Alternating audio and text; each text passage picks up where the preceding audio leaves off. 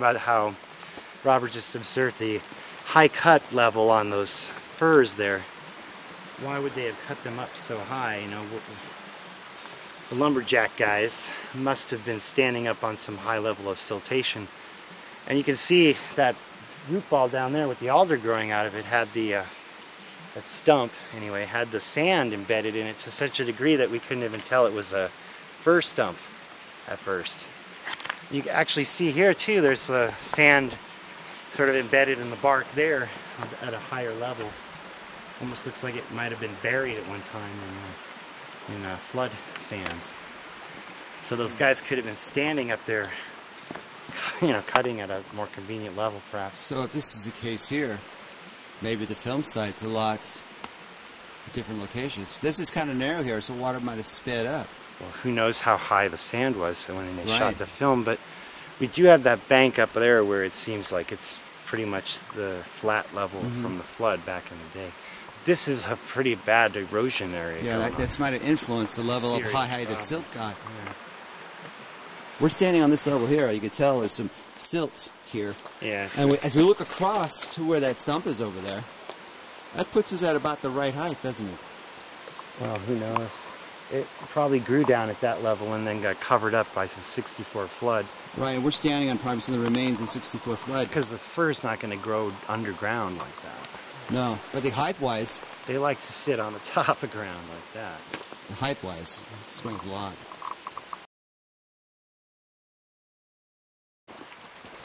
So this could be the start, like you said, of the Inca Davis film site. Well, it bows out like that, like it's supposed to. There's trees. It's got the road base here. What are we doing? We're facing, it's hard to tell with the fog. On this bank, and it's quite a distance to the old growth. Well, you see right ahead, there's a big old log thing. We hiked as far as that to check it out, and it cuts in on that side.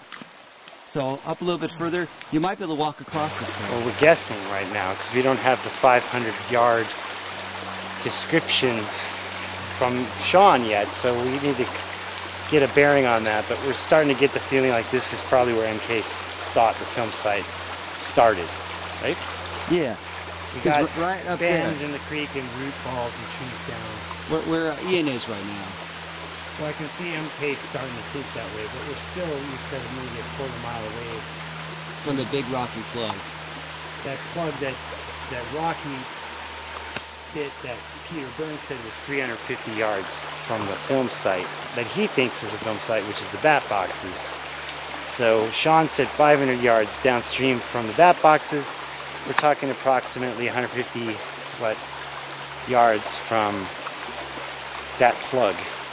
Downstream should be where MK's film site is. This area right here, 150 yards or so approximately. Yeah. If Sean and Peter's measurement, rough estimate measurements agree, that's 350 yards downstream from the bat boxes, supposedly. From this big rock here. Where Peter Byrne thinks the film site is. So MK must be right in this area here somewhere. That's what I'm thinking. Sean didn't have, I don't think he had a GPS though, he just said approximately 500 yards downstream. But if I were to guess at what I know on it, the only possible starting point of the bend is where I pointed out. Well, MK could be right, this looks good, you know. There are stumps. There's a bank over there, see? There's a double bank. Is that what you're talking about? Yeah, there's like a road bank, runs along there. As you get farther this way with it, it runs into a creek that splits it up, and then the bank kind of deteriorates. So on the map. In this Google 1993 aerial photo, you can see the berm-like road at the edge of the hillside and the rocky plug adjacent to the creek. Hundreds of yards.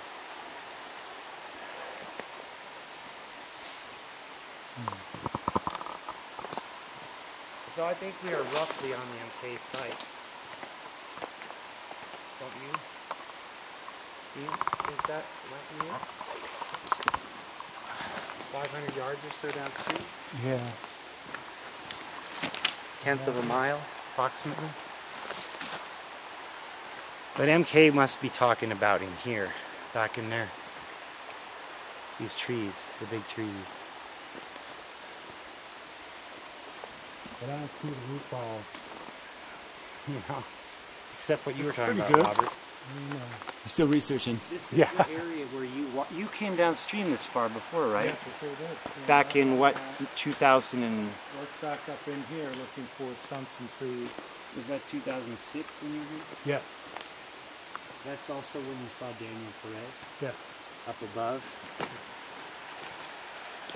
And you had your doubts about Daniel's location and came down here? Yes. Yeah, well...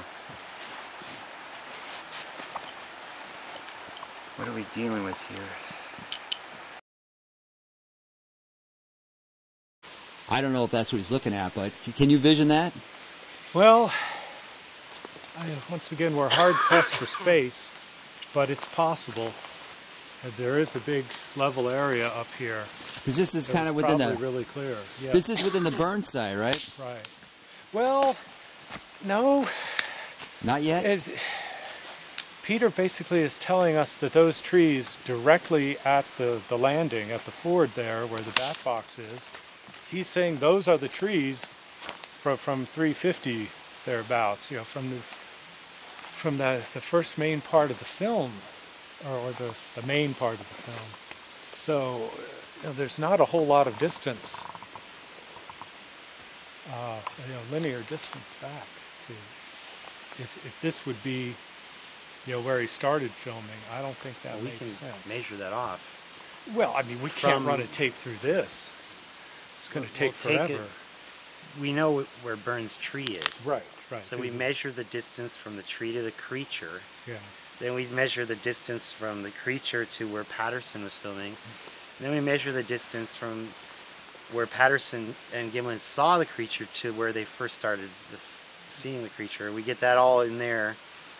And we'll be we're going to be out we'll of be like up daylight on the hill over there somewhere, Yeah. you know, not down on any sandbar.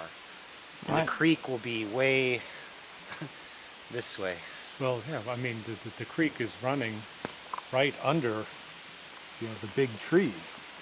Which It is. is a radical relocation. It's, you know, a 200-foot plus relocation of the creek Yeah, in the it 43 doesn't make any years. sense at all, does it?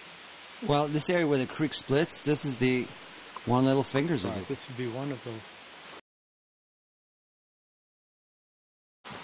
So they forded probably right here, coming down across the creek right here.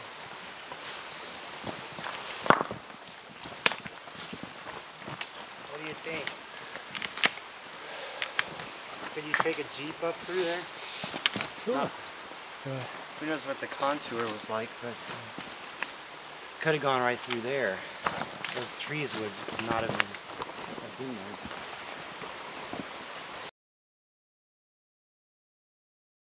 So here we have the lower bat box, the one that's bent over. But this isn't the one he was talking about. Talking about the upper? The one near the parking area. I mean, you can't even see anything through here. He says stand and look across and you'll see the tree. I don't see anything.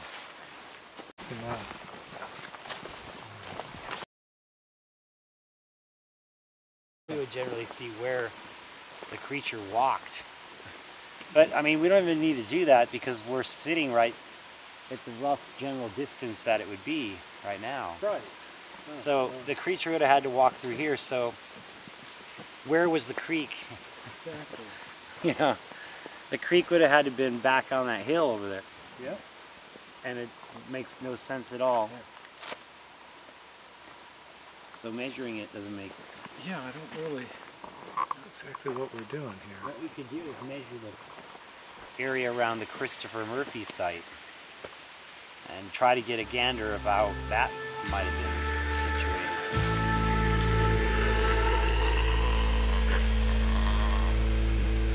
Bigfoot lives.